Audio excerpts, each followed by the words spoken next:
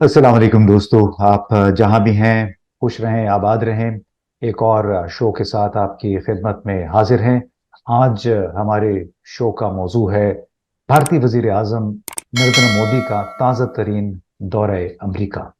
इस दौरे में क्या कुछ हुआ, बल्कि क्या कुछ नहीं हुआ, क्योंकि दो बड़ी ताकतें हैं, वो दे आर रबिंग शोल्डर्स और एक दूसरे की बाहम तारीफें भी कर रहे हैं, ताउन के इश्तराक अमल के वादे वईद भी कर रहे हैं।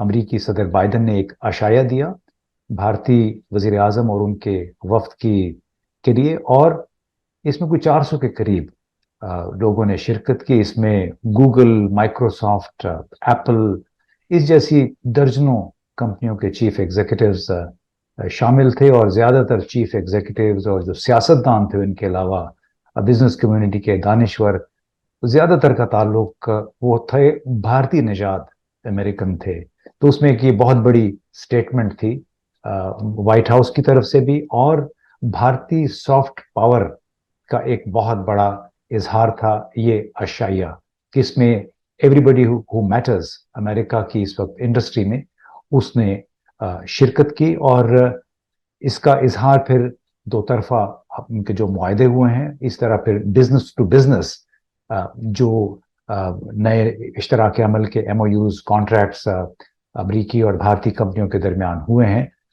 इससे लगता है कि दोनों मुल्कों के ताल्लुकात एक नए लेवल पे चले गए हैं, और ये परवाज जारी है। इसके साथ साथ जहां एक तरफ नरेंद्र मोदी ने अमरीकी कांग्रेस से भी खिताब किया, दूसरी तरफ सदर बाइडन के साथ मुलाकात के बाद जो एलानिया जारी हुआ, उसमें बातें तो बहुत सारी थीं, कई दर्जन उसमें पॉइंट्स लिखे गए हैं, लेकिन एक पॉइंट का ताल्लुक पाकिस्तान से था। पाकिस्तान से किस पैराए में था जनाब? वो था दहशतगर्दी के हवाले से। और ये बाकायदा एक पैरे में जिक्र किया गया कि जैश जैश मोहम्मद, लश्कर तैयबा जैसी बहुत सारी तंजीमें हैं जो पाकिस्तान में और पाकिस्तान को मुंबई और पठानकोट के हमलों में मुलविस जो मुलजमान हैं उनके खिलाफ हतमी कार्रवाई करनी होगी। तो इस लिहाज से पाकिस्तान का जिक्र एक बार फिर इंतहाई मनफी पैराए में हुआ, और वो भी दोनों लीडरों की मुलाकात के दौरान। यानी वो एक ऐसा टॉक है, दहशतगर्दी के हवाले से इल्जामात जो मुसलसल भारत ने और अमेरिका ने मिलकर पाकिस्तान के गले में डाल रखा है। फाइनेंशियल एक्शन टास्क फोर्स का एक एक्शन प्लान था जिस पे पाकिस्तान ने अमल किया, और ये एक पैराग्राफ ऐसे लगता है कि फाइनेंशियल एक्शन टास्क फोर्स के एक्शन प्लान में से लिया गया था, क्योंकि उसमें तकरीबन यही जबान इस्तेमाल की गई थी कि पाकिस्तान को अपनी सरजमीन पे मौजूद दहशतगर्द तंजीमें, मुबैना दहशतगर्द तंजीमों के खिलाफ बिल्कुल एक हतमी कंक्लूसिव क्रैकडाउन करना होगा, अमल दरामद करना होगा। पाकिस्तान ने किया भी।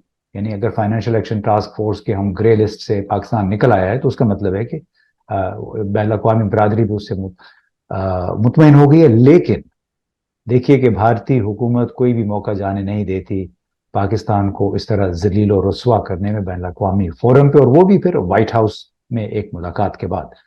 तो इसीलिए हमने सोचा कि आज हम एक बार फिर जहांगीर खटक साहब को दावत देते हैं, अपने साथ शरीक गुफ्तगू करते हैं। ये न्यूयॉर्क में जर्नलिज्म पढ़ाते हैं, खुद सहाफ़ी भी हैं, और हमारी ख्वाहिश है कि वो हमें एक नुक्ते पे फोकस करें हम, और वो ये है कि नरेंद्र मोदी का दौरे वाशिंगटन, इसकी पाकिस्तान के लिए इस दौरे से क्या सबक हासिल किए जा सकते हैं। तो जहांगीर, बहुत बहुत शुक्रिया। अस्सलाम वालेकुम। जी वालेकुम सलाम इम्तियाज साहब, बहुत बहुत शुक्रिया एक दफ़ा फिर प्रोग्राम में बुलाने का। नहीं जी, हमें बड़ी खुशी है, आपको लोग देखना भी चाहते हैं, सुनना भी चाहते हैं। तो आप बताइएगा, हम पहले भी हमने डिस्कस किया कि हम फोकस करना चाहते हैं पाकिस्तान के अवाम के लिए, पाकिस्तान की जो रूलिंग अशराफिया है उसके लिए, कि वो भारतीय वजीर आजम के ताज़ा तरीन दौरे अमरीका से क्या क्या सबक सीख सकते हैं। मेरा ख्याल है कि सीखने के लिए तो हमेशा बहुत कुछ था, बहुत कुछ है, और शायद आने वाले दिनों में भी बहुत कुछ रहेगा। सवाल ये है कि भारतीय वजीर आजम का अमेरिका का दौरा जितना ज़्यादा कामयाब रहा या जितना उसका ہر طرف چرچا رہا. یہاں پر آپ دیکھیے اخبارات میں مسلسل انڈیا کو بڑی جنرلی ایسے بھی تھے کریٹیکل مضامین بھی کافی تھے, لیکن یہ کہ جنرلی بہت پازیٹیو کوریج ملی. اور جس طرح آپ نے ذکر کیا وائٹ ہاؤس میں جو اسٹیٹ ڈنر دیا گیا, جس کے انتظامات جو خبریں ہیں وہ یہ ہے کہ فرسٹ لیڈی جل بائیڈن نے خود کرائے تھے, اور اس میں بہت بڑی بڑی شخصیات یعنی دونوں ممالک کی اعلیٰ ترین قیادت کے علاوہ بہت بڑے businessman like Mukesh Ambani, Tim Cook جو کہ ایپل کے سربراہ ہیں, تھامس فریڈ مین جو بہت بڑے صحافی ہیں امریکہ کے, یا اسی طرح ڈیوڈ اگنیشیس, ڈونلڈ لو جن کا نام ہم نے پاکستانی سیاست میں بہت زیادہ سنا ہے, اچھا وہ بھی شامل تھے, وہ بھی وہاں موجود تھے. تو بہت ساری بہت بڑی لسٹ ہے, بہت بڑی لمبی چوڑی فہرست ہے, جس میں کہ آپ کو امریکہ کی سیاست میں, امریکہ کی جو کاروباری طبقہ ہے امریکہ کا اس کے اندر, اور باقی جو جنرل پروفیشنل طبقہ ہے اس میں آپ کو ہو جتنے بھی ہیں وہ آپ کو کوئی نہ کوئی وہاں پر نظر آیا. تو عموماً تو آپ دیکھیے کہ اس کی کامیابی بھارت کے لیے ہے. دونوں ممالک یہ حق رکھتے ہیں کہ ایک دوسرے کے ساتھ تعلقات کو بہتر کریں. اب سوال یہ ہے جو آپ نے اٹھایا ہے, اور شاید پاکستان میں بھی یہ سوال بہت زیادہ اٹھایا جانا چاہیے اگر نہیں اٹھایا گیا. دیکھیے سب سے نہیں پہلا, آج کل پاکستان میں جو سوالات اٹھائے جا رہے ہیں وہ تو 9 مئی کے حوالے سے ہیں, عمران خان کے حوالے سے ہیں, ہم میرا فارچونیٹ, خیال ہے وہاں پہ زیادہ مصروف ہیں. جی وہ مصروفیت اسی طرف ہے کیونکہ وہ یہی رپورٹ کارڈ ہے بیسیکلی.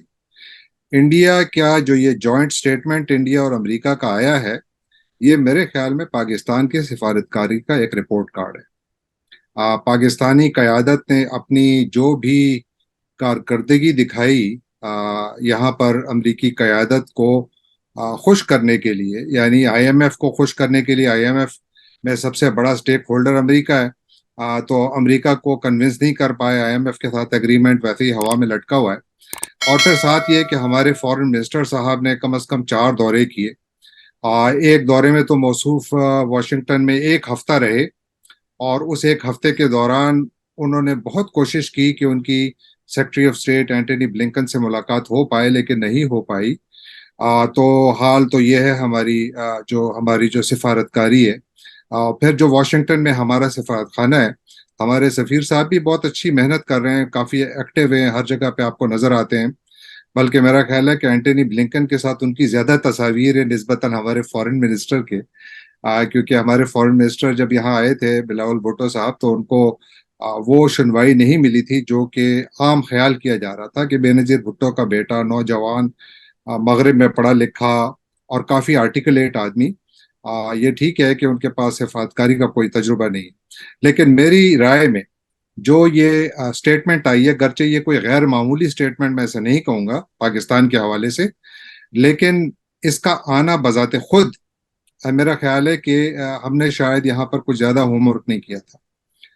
یا تو یہ ہے کہ جو پہلے ہمارے جو ڈیفنس منسٹر صاحب ہیں, جو کہ اپنے ہی پاکستانیوں کو صلواتیں سنانے کے لیے تو بہت مشہور ہیں, ان کا نریندر مودی کے واشنگٹن آنے سے پہلے ایک بیان سامنے آیا کہ جی ہمیں کوئی مسئلہ نہیں ہے. آف کورس مسئلہ ہونا بھی نہیں چاہیے, انڈیا بھی ایک آزاد ملک ہے, امریکہ بھی ایک آزاد ملک ہے, آپس میں تعلقات ہیں, تو اس پر اگر وہ کوئی اپنی رائے زنی کرتے ہیں ان کا حق ہے. لیکن یہ ہے کہ وہاں پر انہوں نے کچھ اس طرح سے کہا as if he is approving this visit which doesn't matter actually in real terms. پھر اس کے بعد آپ دیکھیے کہ پاکستان جب یہ بیان آیا تو اس کے بعد خواجہ صاحب کا تو میں نے شاید کہیں بیان زیادہ نہیں سنا, تھوڑا بہت تو شاید کہیں آیا, لیکن وہ ان کے زبان میں وہ کوئی طاقت نہیں تھی, پتہ نہیں کہ کچھ ہو گیا تھا انہیں شاید. اور پھر جو ہمارا فورن آفس تھا اس کا کافی نی جرک ری ایکشن آیا, جو ظاہر ہے ایک آزاد ملک کی طرف سے ہونا بھی چاہیے, میں اسے نی جرک بھی شاید نہ کہوں, سخت کہوں کہ سخت جواب آیا.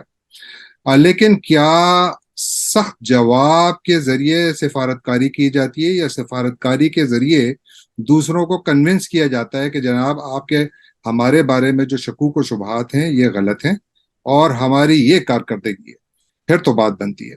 لیکن اگر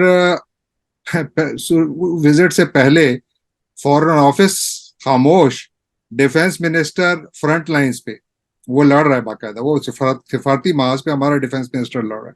تو انفارچونیٹلی میرا خیال یہ ہے کہ ہمارے فارن منسٹر تو ویسے بھی نظر نہیں آتے ہیں، وہ تو پاکستان کا دورہ کرنے آتے ہیں. جب میں یہی پوچھنا چاہ رہا تھا کہ جس انداز سے آؤ بھگت ہوئی ہے نریندر مودی کی، اور جس انداز میں ایک بار پھر انہوں نے زیرو ان کیا پاکستان کے اوپر، وہ بھی محض دہشت گردی کے تناظر میں، تو اب تاثر تو یہ تھا کہ پاکستان کی موجودہ حکومت، پورا جو نظام حکومت ہے وہ امریکہ نواز ہے، اور اس کی وجہ سے پاکستان کے حالات، کچھ مالی حالات بھی بہتر ہو سکتے ہیں، آئی ایم ایف سے بھی کچھ ریلیف مل سکتا ہے، لیکن بظاہر کچھ نہیں ہوا، بلکہ الٹا انہوں نے ایک لحاظ سے پاکستان کو ایک اور گالی سنا دی. یعنی وزیر خارجہ کے 4 دورے بھی نہ کوئی فائدہ دے سکے پاکستان کو. تو اس کا مطلب کیا ہے؟ اس سے کیا نتائج اخذ کرنے چاہیے پاکستان کی تمام تر قیادت کو؟ پاکستان کی قیادت کو سب سے پہلے جو نتیجہ اخذ کرنا چاہیے، دیکھیے دنیا آپ کو تب سیریس لیتی ہے جب آپ خود اپنے بارے میں سیریس ہو. آپ نے 9 مئی کے واقعے کا ذکر کیا، جس کو ہر کوئی کنڈیم کرتا ہے، ہر انسان، ہر پاکستانی دکھی ہے اس بارے میں. لیکن سوال یہ ہے کہ کیا صرف 9 مئی ہی واحد ایک واقعہ ہے کہ جس کے اوپر جو ہے 24-25 کروڑ عوام کی توجہ مرکوز ہو، اکانومی بیٹھ رہی ہے، ہمارے جو سیاست ہے اس کا ویسے ہی حال برا ہے، جو ہیومن رائٹس کی سچویشن ہے اس پر میں نہیں، ہیومن رائٹس واچ اور ایمنسٹی انٹرنیشنل بول رہے ہیں.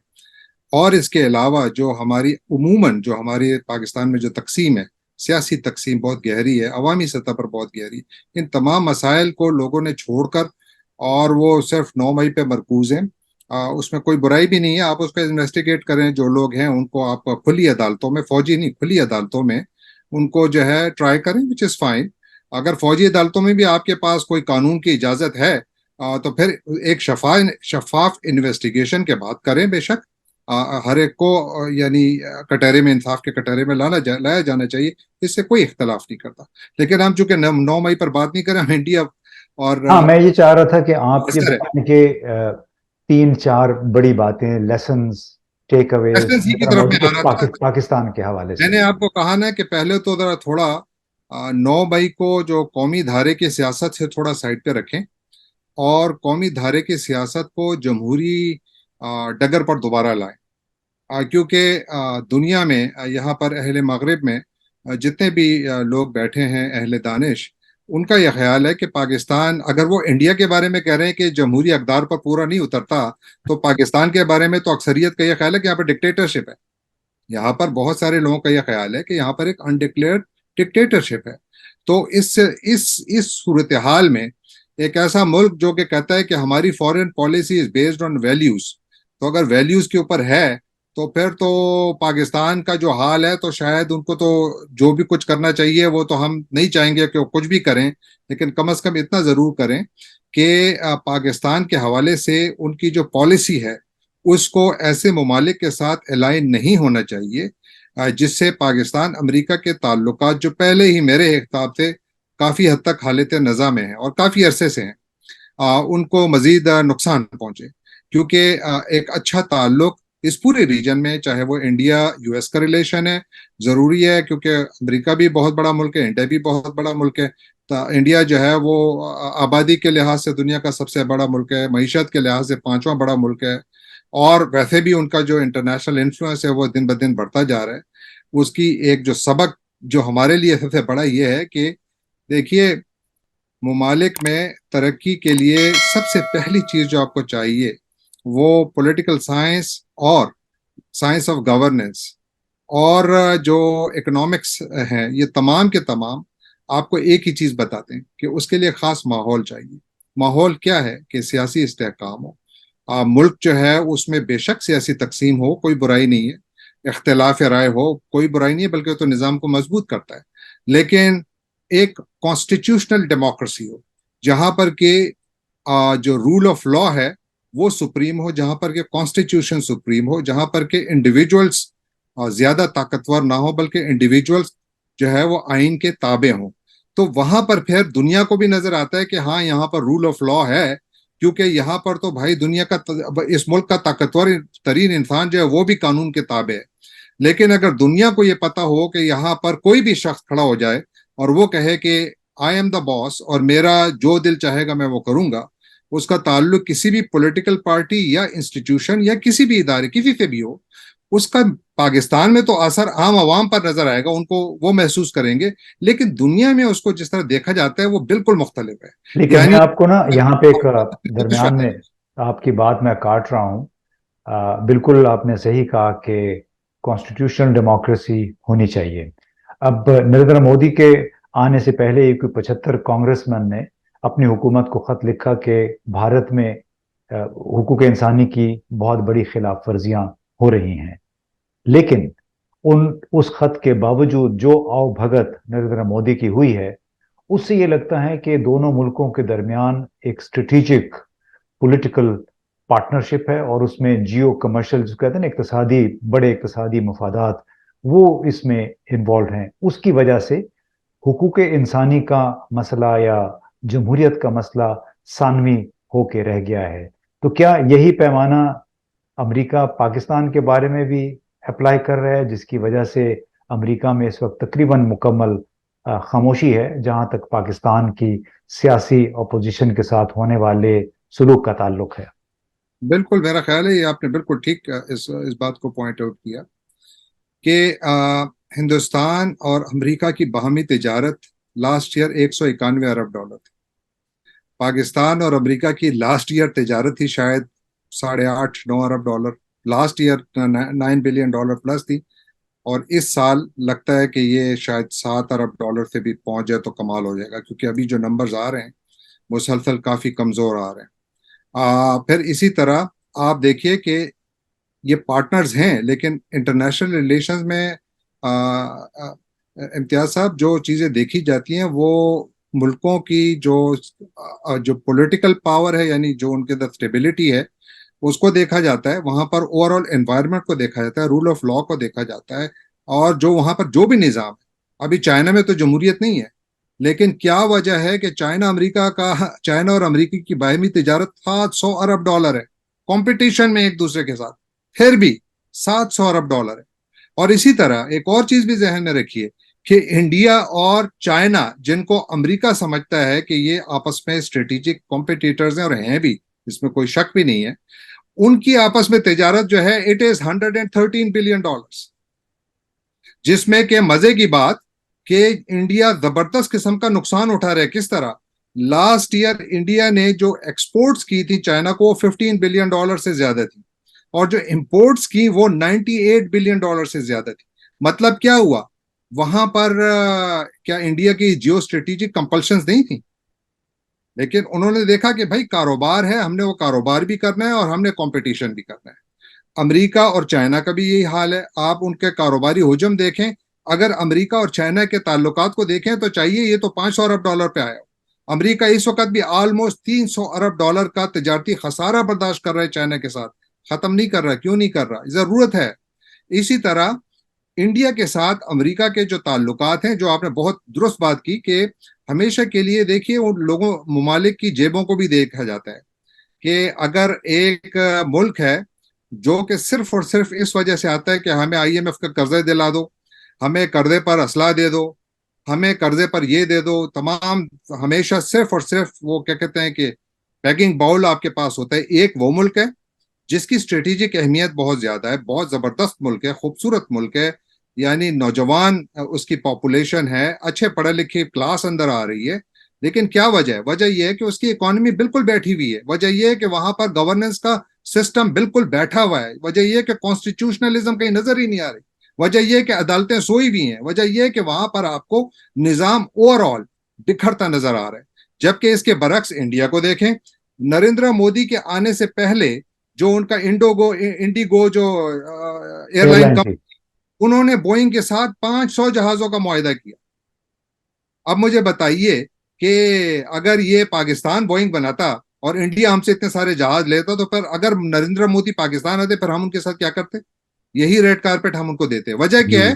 کہ ہمیں اپنے انٹرسٹ نظر آ رہے ہیں. اور امریکہ جو ہے، یہ ذہن میں رکھیے کہ امریکہ اس وقت، یعنی اگر ایک طرف انڈیا چائنا کے ساتھ تجارت میں تقریباً 80 ارب ڈالر سے زیادہ کا تجارتی خسارہ برداشت کر رہا ہے، تو اسی طرح امریکہ انڈیا کے ساتھ تجارت میں مور دین 40-50 بلین ڈالر سے زیادہ، بلکہ اس سے بھی زیادہ کا تجارتی خسارہ برداشت کر رہا ہے. فائدہ انڈیا کو ہو رہا ہے، لیکن کیا وجہ ہے کہ امریکہ کر رہا ہے؟ کیونکہ امریکہ کو اگر ایک طرف تجارتی خسارہ نظر آئے تو دوسری طرف وہ 500 جہاز بھی نظر آ رہے ہیں، دوسری طرف وہ 30 ڈرون بھی نظر آ رہے ہیں، دوسری طرف جو یہ J414 جو جیٹ انجنز جو ہیں F-18 کے، جو کہ انڈیا کے جہاز جو ان کا بن رہا ہے، تیجاس جو ان کا جہاز ہے آلریڈی، اس کا جو نیا ماڈل آئے گا اس کے اندر وہ جہاز، وہ انجنز استعمال ہوں گے. بلکہ اب تو بڑی جی بڑی زبردست یہ آپ نے باتیں کہیں کہ اب فائٹر جیٹس کے انجن بھی بھارت میں تیار ہوں گے. جی الیکٹرک یہ آئی وہیکلز فون سے آپ استعمال کر رہے ہیں، یہ وہاں سے آ رہے ہیں. الیکٹرک وہیکل جو ہیں وہ بھی اب بھارت میں بالکل ٹیسلا ٹیسلا جو وہاں ہے. پہ جا رہی ہے. بالکل جی تو آپ نے بڑی زبردست باتیں کہیں جہانگیر، بہت بہت شکریہ. اور لب لباب ہماری اس گفتگو کا یہ ہے کہ جب تک ملک کے اندرونی حالات اندرونی طور پہ استحکام نہیں ہوگا، جب تک جو حکمران قیادت ہے اس کو عزت کی نظر سے نہیں دیکھا جائے گا، جب تک کسی ملک میں اگر قانون کی حکمرانی، قانون کی پاسداری نہیں ہوگی، معیشت نہ تو ٹھیک ہوگی اور نہ ہی خراب معیشت آپ کے بیرونی ہاں اچھے بھائی، تعلقات کی یہ ایک نقطہ ضمانت. میں کہنا چاہتا ہوں جی آخر میں، بس صرف آپ ٹائم آئی نو بہت ہو گیا. دیکھیے، ہمارا ہمیشہ جو مقصد ہوتا ہے نا، ہم دنیا کو بدلنا چاہتے ہیں. میرا یہ خیال ہے کہ دنیا کو بدلنے کا پروجیکٹ سائڈ پہ رکھ لیں، اپنے آپ کو بدلیں. جس دن ہم اپنے آپ کو بدلیں گے دنیا خود ہی بدلے گی. جی بالکل، یہ بڑی زبردست بات ہے جہانگیر صاحب نے کہی کہ اب خود کو بدلنے کی کوشش کریں. یہ شور نہ مچائیں کہ بھارت غاصب ہے، بھارت نریندر مودی کو ہر وقت گالیاں، دشنام ترازی، امریکہ سامراج ہے. اس کی بجائے آپ اپنے اندر کے سامراج، اپنے اندر کے ہنود و یہود کو تلاش کریں، قانون کی حکمرانی کریں، قانون کی پاسداری کریں. تو شاید اس کے ذریعے پاکستان میں جو تبدیلی کا پروجیکٹ ہے وہ کسی مقام پہ پہنچ سکتا ہے. اس کے بغیر بہت مشکل ہو. بہت بہت شکریہ جہانگیر صاحب.